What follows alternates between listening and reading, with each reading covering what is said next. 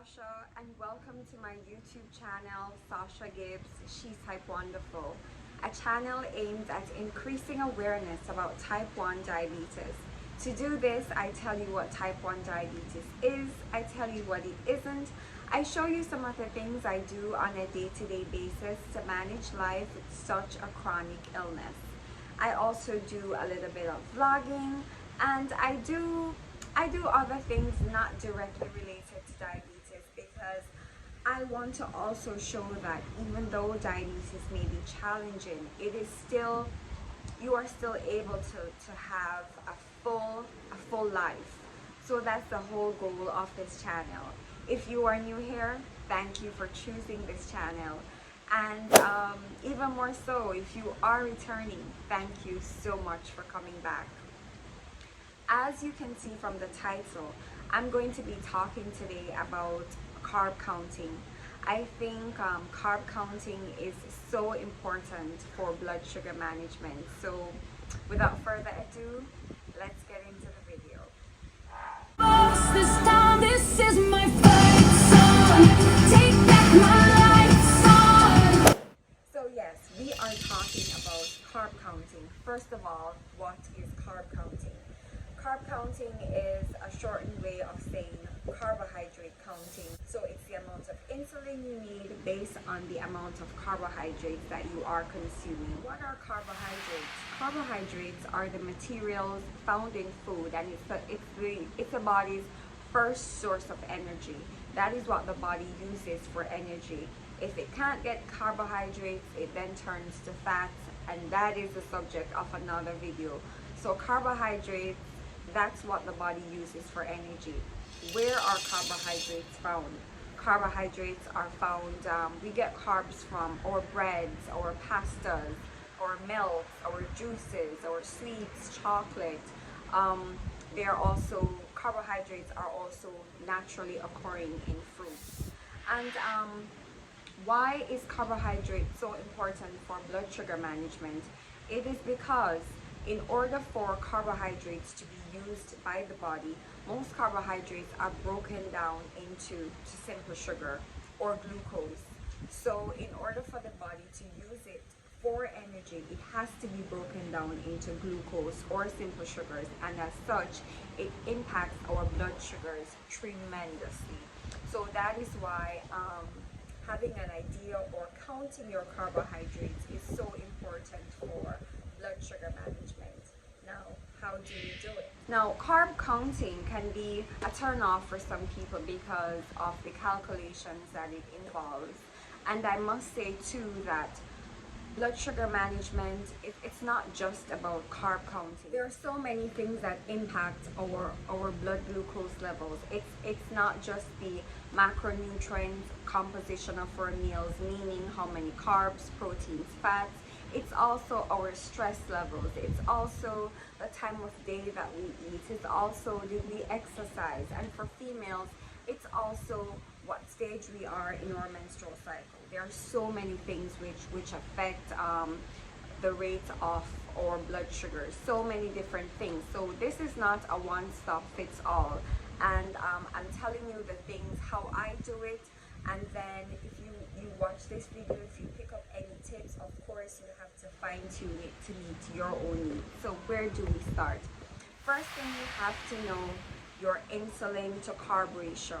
And this thing, it can be so technical. First, it has to be worked out with your endocrinologist, with your dietitian, your nutritionist, whoever you use. It has to be worked out with that person. For example, I'll tell you mine to show you how technical it is. For example, I am not on the same insulin to carb ratio throughout the day. It varies throughout the entire day. So it's so technical, I'm not even going to pretend. Let me tell you, and I'm just going to look at my pump because honestly, I don't know it off my hand. So I'm looking at, you see me looking down, I'm looking at my pump to tell you what my carb ratio is. Okay, so from 12 a.m. to 6 a.m. for every 14 grams of carbohydrates that I eat, I take 1 unit of insulin. From 6 a.m. to 12 p.m. For every 12 grams of carbohydrate that I consume, I take a unit. Or from 12 p.m. to 5 p.m., for every 10 grams of carbohydrates, and I'm looking at my pump as you can see, from 12 p.m. to 5 p.m., for every 10 grams of carbohydrate that I consume, I take another unit. And then from 5 p.m. to 12 a.m., for every 11 grams of carbohydrate that I consume, I take another. It's a 1 unit of insulin. So I tell you this just to show you that it's not a one-stop fits all. You have to tailor that to your own insulin needs, and you find out what your insulin to carb ratio is by having discussions with your care provider, your endocrinologist, your dietitian, your nutritionist, whoever it is who manages your care. You discuss that with them and you work that out. So that's step number 1. So in order to do this, I thought we could go over, I got some yogurt, and I thought, I don't know how to do this. I don't know if you can see, probably that won't work, so I'll just tell you. So this yogurt, I happen to like it because it has a low carb ratio versus protein. So I'll tell you, in terms of total carb, so I know labels vary, of course, from country to country, how they do it. So here in the US, it's done according to serving size. So according to the label here, you look at serving size, it tells you for 1 cup, and then it tells you what's in that 1 cup. Of course, as a type 1 diabetic, I'm going to head to carbs.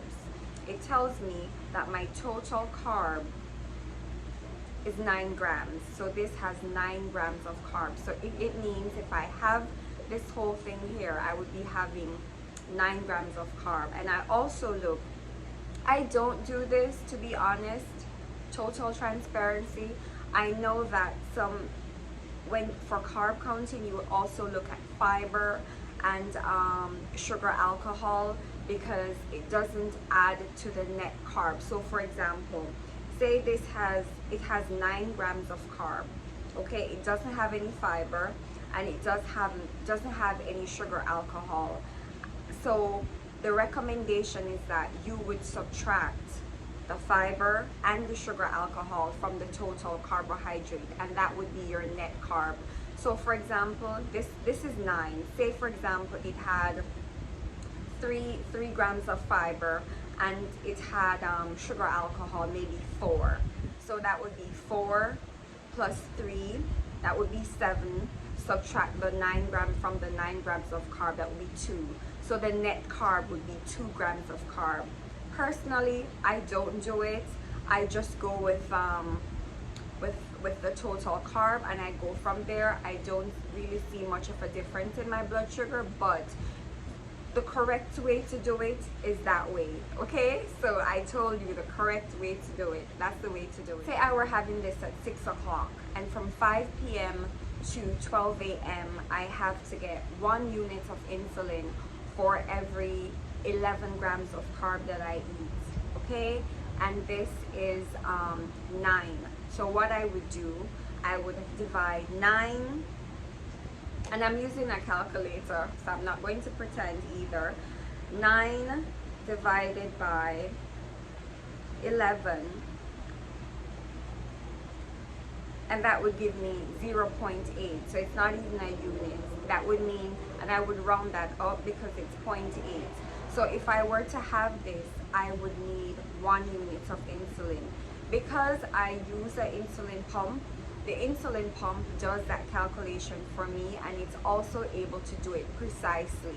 So if I were to input this in my pump, that is the ratio, that is the dose that I would be given based on my insulin pump, because it's able to work it out right down to the point, whatever unit, okay? It's not like when you take a pen, you're limited to 5 or 2.5 and so on. It's able to do it point, dot, dot, dot, dot, dot.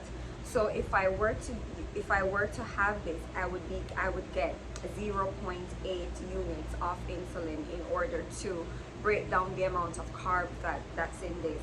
And also too, another thing that I forgot to add, what is also taken into consideration sometimes is where your blood sugar is at. For example, and my pump does all of that for me, so it takes all the headaches and so on out of the calculation. I just input how much carbs I'm having, the pump does it, and it administers that to me via the infusion set. So, but if you are doing this by hand, this is how you would do it. So I'll try something else. I also have some chips, so I'm going to grab those. I don't like pretzels, but for some reason I like these because they are so thin. I don't know what it is about them. They're so thin, they're so crunchy, but the regular size pretzels I don't eat. So for this, I'll maybe have it with some hummus, or I'll do some mix up with my tuna or something, and I will have this for snacks. So again, we're going to the label. So according to the label, and I don't think you can see it. I'm so bad at this. Maybe there. Okay, so according to the label, this has 24 grams of carbohydrate for 11 crackers. So it goes by the serving size. So if I were to have 11 of these pretzel crisp crackers, I would be having 24 grams of carbohydrates. And then remember what I said. For me, it depends on time of day. So if I were having this, say 2 p.m., if I were having this at 2 p.m., between 12 and 5 p.m., I need to have 1 unit of insulin for every 10 grams of carbohydrate that I need. So if I were having this, there's 24. My insulin to carb ratio based on the time is 10 for every 10 grams. So I would divide that by 10, and it would tell me I would need 2.4 units of insulin. So in order to have these 24 crackers, if I were having it at 1 p.m., I would need 2.4 units of insulin. So basically, that's how it's done. So it's the amount of carbohydrates. You have to work out the serving size. So say suppose I was having 22 crackers then. If I were having 22 crackers, it would be 24 times 2, which would be 48 grams. So 22 crackers would give me 48 grams of carbohydrates, because a serving size is 11 crackers. And if I were having 2 servings, it would be 24 times 2, which is 48. So it would be 48 divided by my insulin to carb ratio based on the time that I'm eating. So I don't know if I'm doing a good job of explaining this. I do hope so. So that's my crackers, and I also got some juice. So this is some orange juice, and again, the label. So according to this, for every 8 ounces, so 8 ounces make a cup. For every 8 ounces of orange, that particular orange juice that you have, you'd be having 26 grams of carbs. So the process would be the same. Whatever your insulin to carb ratio is, it would be 26 divided by that number, and then that number would give you the amount of insulin that you need to process the carbohydrates in that particular meal. And remember, I said the correct way to do it, if there is fiber and if there is added sugar alcohol on that label, you would need to subtract that from the total carbs to get the net carbs, because your body does not break that down. It doesn't impact your blood sugar, so you would need to remove that. And that would be fun. If that is in the meal, it would be, if that is in the food, it would be on the label below. You would see total carbs, and then you would see what makes up that total carbohydrate count. And there are also more precise ways of carb counting. There are people who weigh their food every day, and that is to be applauded. I personally am not there yet. It is just too, I'm just not there yet. So for those of you who do it, who weigh everything and so on, I must commend you. It is a tedious process and I'm not there yet. This is what I do. I do my carb counting, and of course I have my times when I'm high and I do have my lows. As you know, I posted a video of my most recent low on my channel, so you know I do have my highs, I do have my lows. I'm not a master of this. I'm learning as I go along, and carb counting can be even more technical than this. How do you carb count if you are at a restaurant when there's no label? There is no label. There are different things that you have to do, but that's an entirely different video, and I'll do a video addressing that, because what do you do when there's no food label? What do you do when you're out at a restaurant going to have a meal?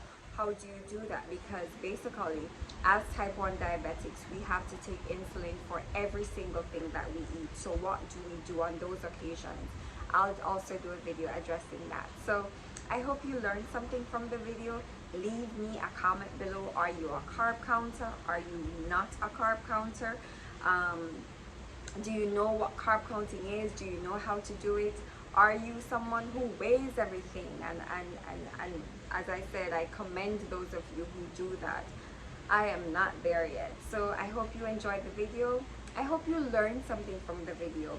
If you have any questions, if I didn't cover something properly, leave me a comment below. And I also encourage you, if you found the content of my channel beneficial, do not leave without subscribing. Go ahead and hit the subscribe button, turn the notification bell on, so that as soon as I upload a video, you will be the first to know. Thank you so much for tuning in, and I will see you for the next one. Doesn't kill you, makes you stronger.